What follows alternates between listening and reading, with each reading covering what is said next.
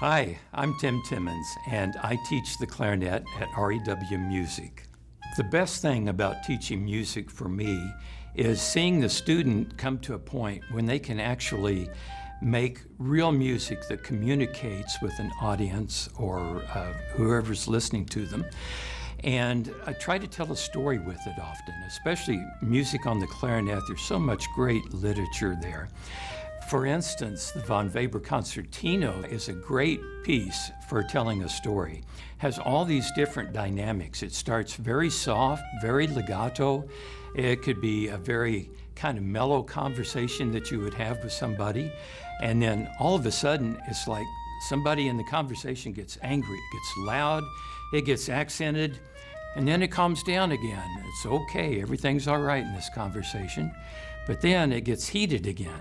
So then you have all of these different aspects and stories that you can tell with all kinds of music. And especially the great music written for clarinet seems to lend itself to that. I make lessons fun by picking the literature that students will enjoy working on and that they can accomplish. If they really like to work on jazz or rock and roll, that's okay with me. I'm happy to do that. There's an awfully lot of rhythm work that you can do with a student in either of those styles. And there's also a lot of technical work. So they learn both the technique and they can learn an awfully lot about rhythms by studying those styles. But we'll also probably work in a few scales and technical studies as well. I try to keep students interested and wanting to play the clarinet and come back to it and come back to lessons next week by the music that I select for them. I want the music to be something they really enjoy working on. It's a tune that they want to play, but it's also got to be a tune in their level that they're at the time. And it also has to be a tune that works on the technical aspects of the clarinet. Not too difficult or the student will get frustrated, but if it's challenging just enough, they'll want to come back and master it, I hope, and come back to the lesson next week and show me that they can really play this. And I like to give them lots of compliments when that happens.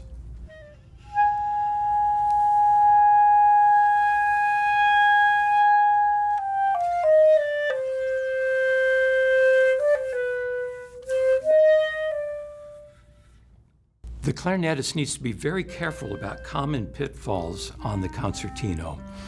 For instance, this piece is from the classical era, and it's the accents and the staccatos are played in an entirely different manner that way.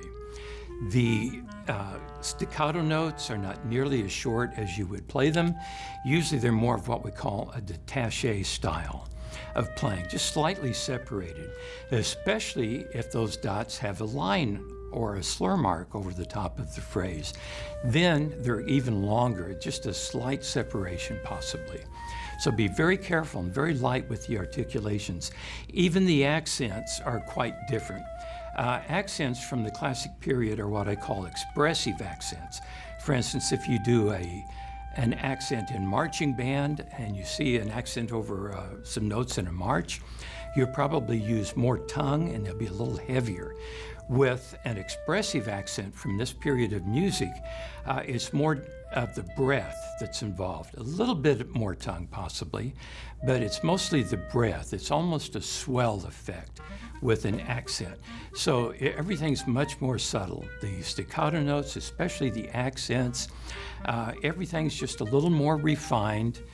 Even the dynamics, you probably would not play quite as loud on the fortes as you would, say, a more modern piece or a band piece.